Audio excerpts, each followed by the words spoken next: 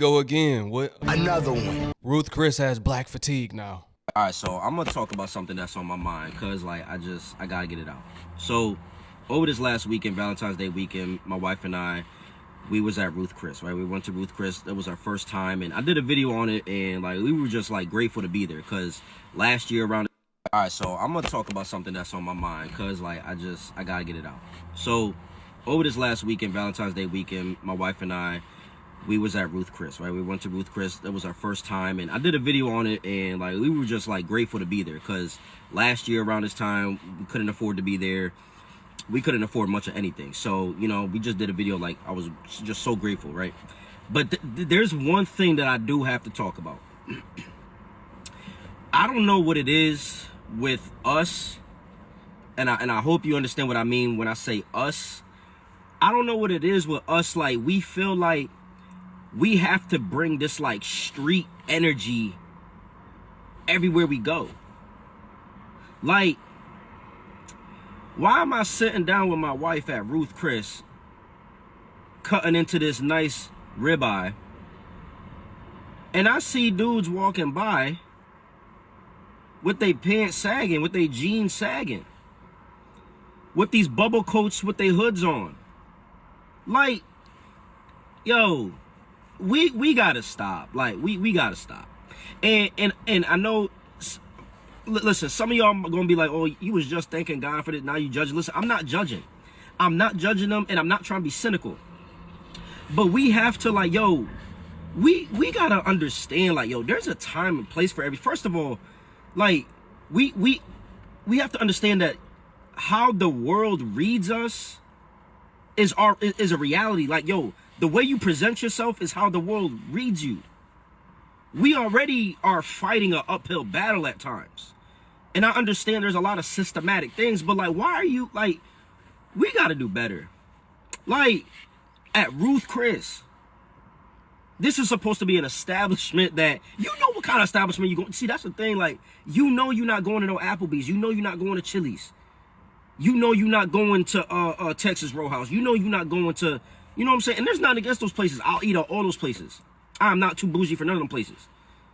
But like, you know you're not going there. Why are you bringing this like energy? Why are you bringing this like attire that, come on, jeans sagging? You can't, you eating at Ruth Chris, you can go buy a belt. I hate that for us. I hate that we do that. Like, us men, we got to do better as men. Like, go get yourself a pair of slacks. Go get yourself, you know what I'm saying, a belt. Go get yourself, you know what I'm saying, a nice collar shirt, a sweater, a coat, something, a blazers. Like, come on. You don't gotta, there's a time and place for all that. I got nothing wrong. There's nothing wrong with, you know what I'm saying, sweats and Jordans and jeans and bubble coats. I own all of that stuff. But why are you bringing that kind of attire to an establishment where you know what the standard is over there? I hate that I just hate that we do that. I just had to get that off my chest.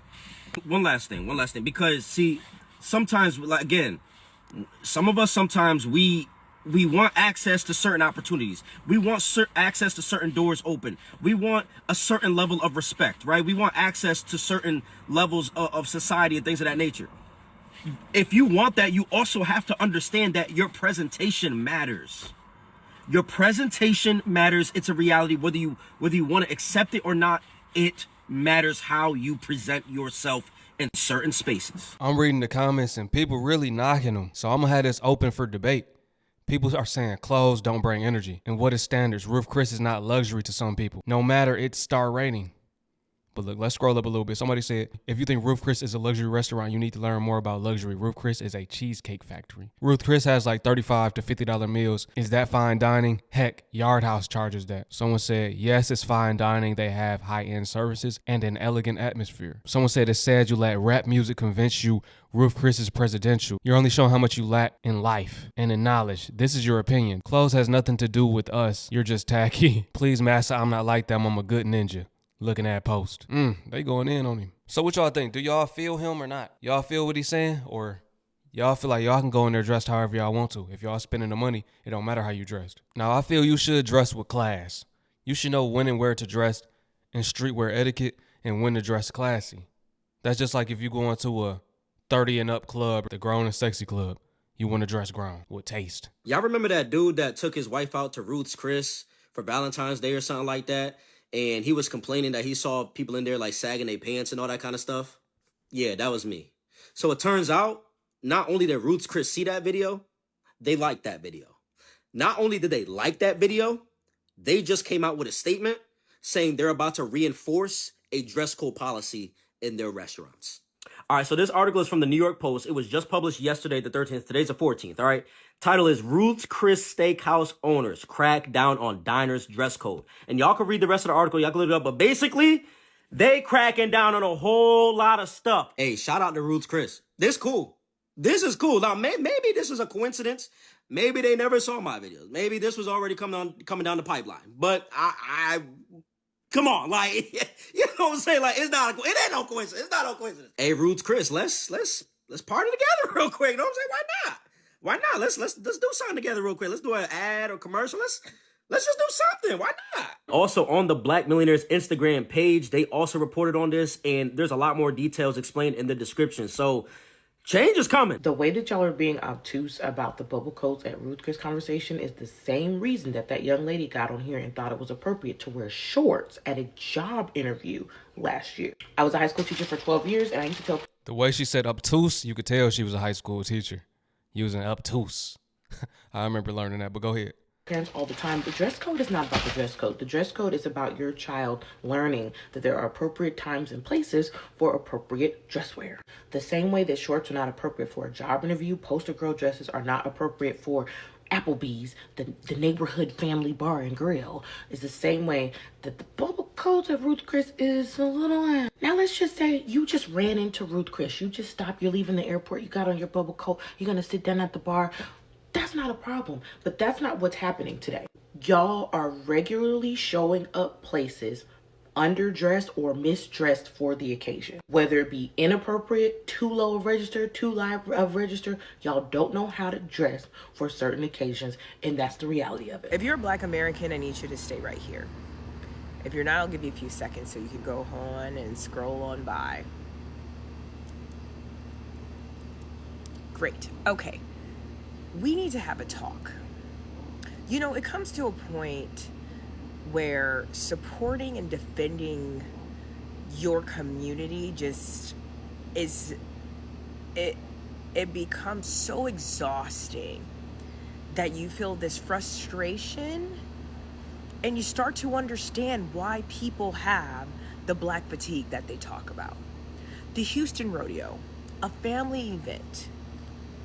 You have people there fighting, stealing, acting like menace to society, lawlessness, at an event that's supposed to be a fun, family-oriented event.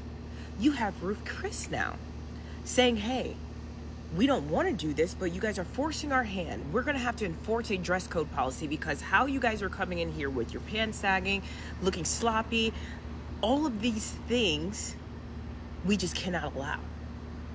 So then you sit back and you wonder why other races will say, we have Black fatigue.